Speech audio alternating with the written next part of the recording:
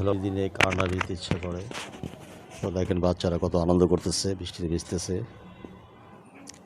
উপভোগ করতেছে, গড়াগড়ি খাচ্ছে। বাহ, আমার মনে হচ্ছে একটু বৃষ্টিতে ভিজি।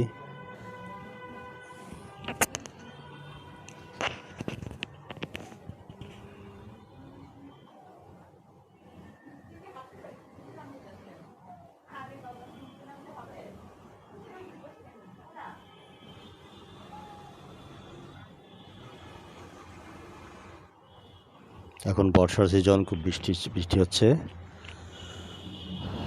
সো বৃষ্টিটা খুব আনন্দদায়ক, মজার। আমি তো প্রায় বৃষ্টিতে ঘরে বসে ঝালমুড়ি খাই।